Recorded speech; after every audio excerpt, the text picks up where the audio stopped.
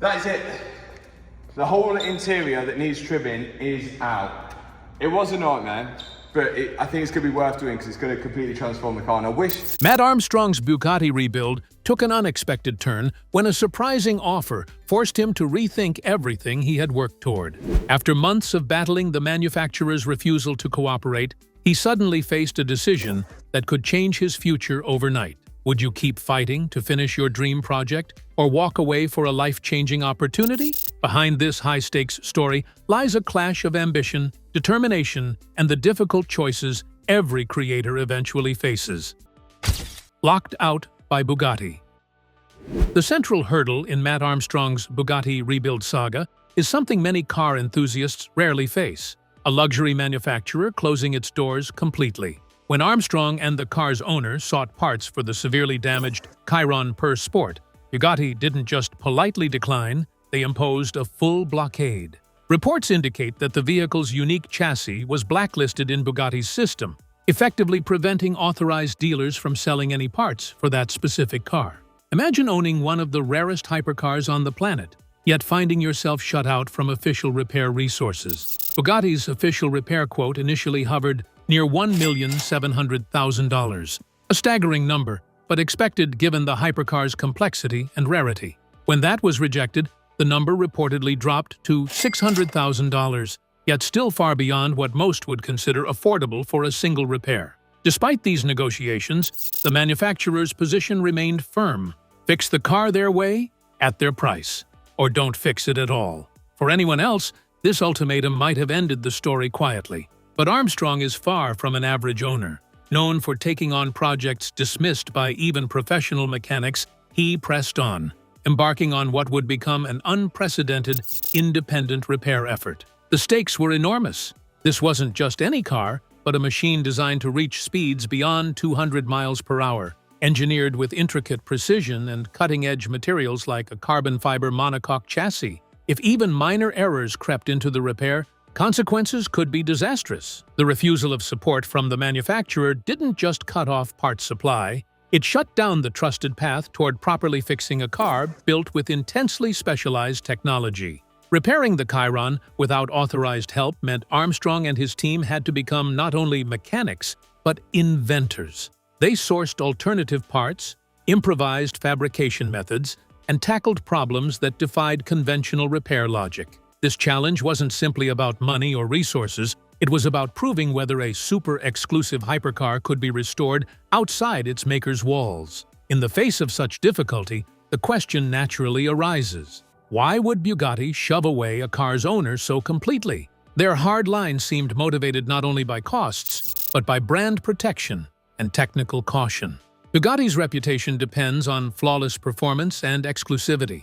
Allowing unofficial repairs could damage not just a single car, but the entire brand image. This was a tension between corporate control and independent ingenuity, a conflict that would fuel controversy deeper than any repair issues. As Armstrong pushed forward, he suggested a message louder than mere parts scarcity. The system was rigged to exclude anyone daring to step outside Bugatti's official service network. That blacklisting wasn't just a financial barrier, it was a statement of control. With the car effectively frozen in limbo, Armstrong's project became a symbol for anyone who's ever questioned the limits big corporations place on ownership and repair freedom.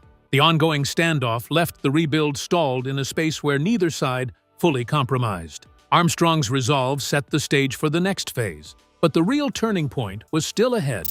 This was about more than just bolts and panels. It was a battle for who owns the story of a hypercar's resurrection.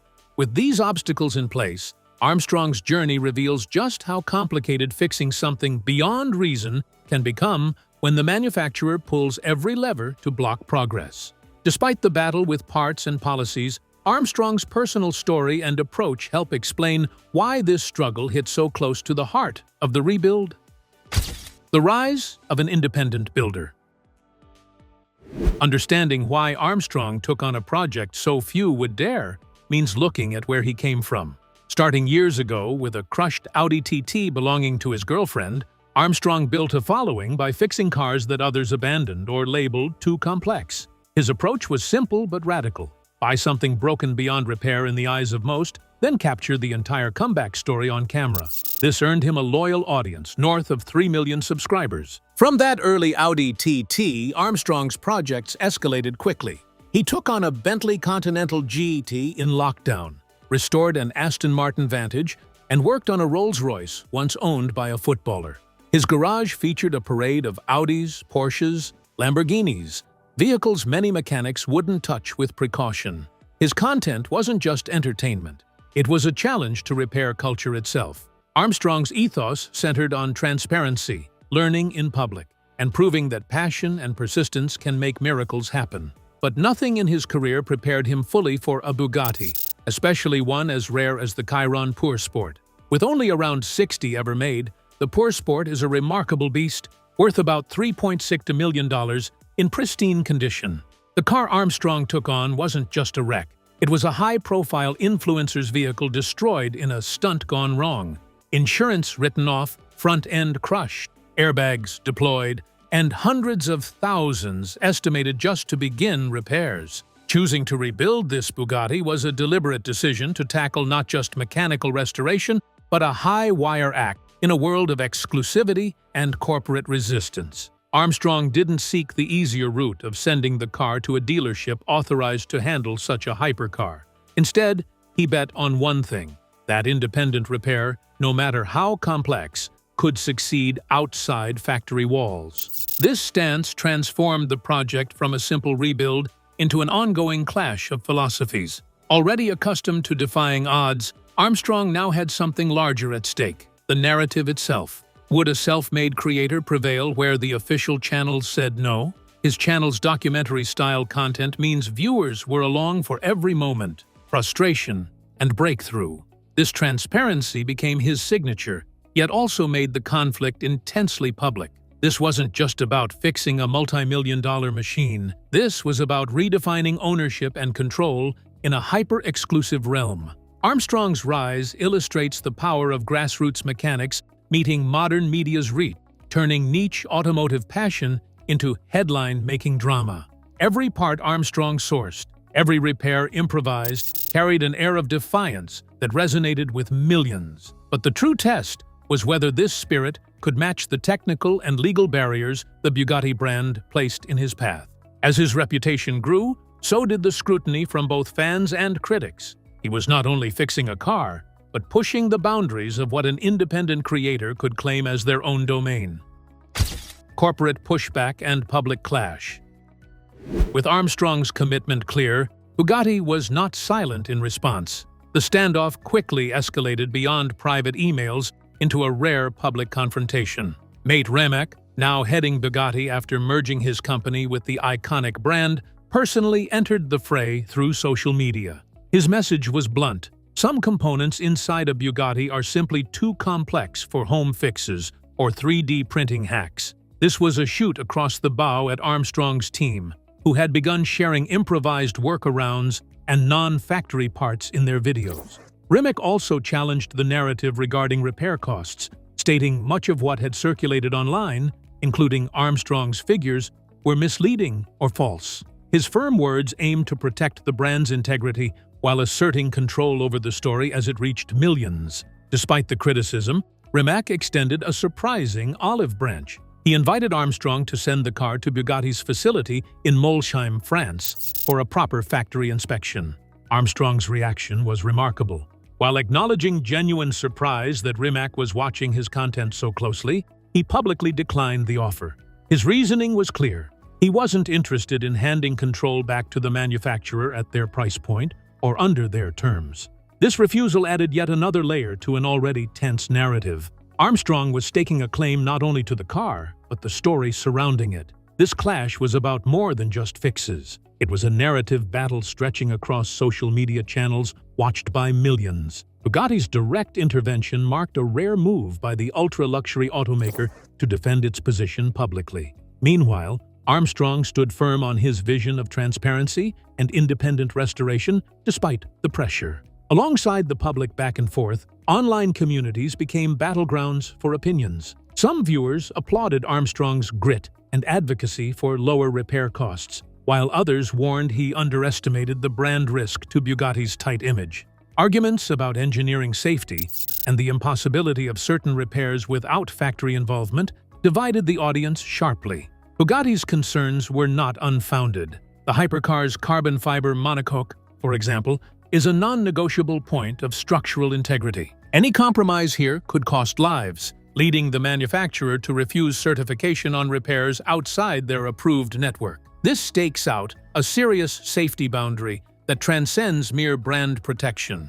Meanwhile, Armstrong's team demonstrated feats like separating the multi-million-dollar transmission from the block using patience and careful study, something Bugatti claimed only factory technicians could safely perform. This tension between ingenuity and caution kept the saga gripping, reflecting very real challenges around ownership and trust in this exclusive world. Their clash wasn't just about cars or personalities. It exposed the broader debate over whether independent repair culture can survive when tested against the highest-level automotive engineering and corporate control. The heated exchanges and corporate limits only set the stage for Armstrong's next unexpected challenge, one that would come from an entirely different angle. The Veyron fuel pump saga. Just when Matt Armstrong's Bugatti Chiron rebuild seemed stuck in an endless battle with factory restrictions, he acquired a second Bugatti, this time a Veyron with its own set of problems. Unlike the Chiron, this was Armstrong's personal car, bought from a repossession company at a price reportedly well below the usual $2 million that a good-condition Veyron commands.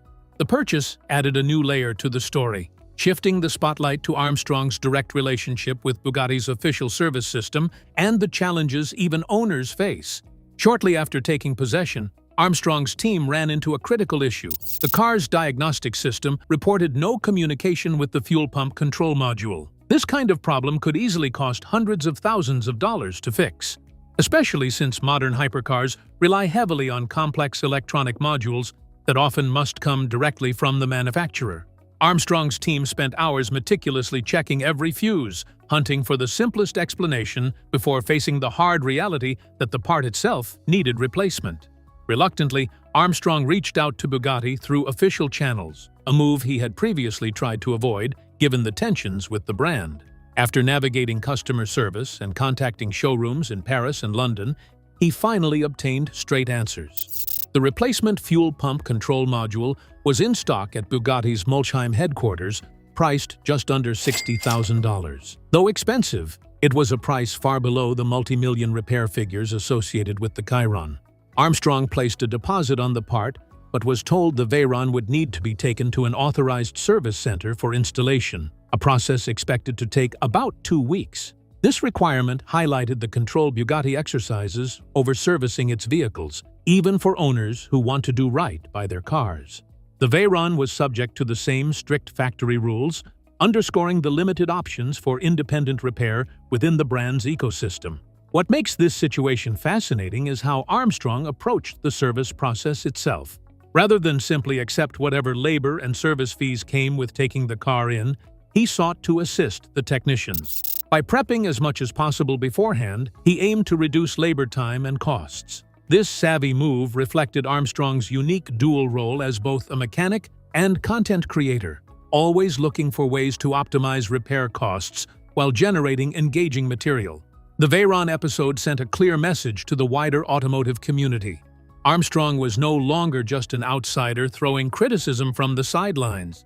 He was now deeply involved with Bugatti's official channels, learning how their system worked and where its vulnerabilities lay. This real-world experience gave him a credibility few independent creators ever achieve.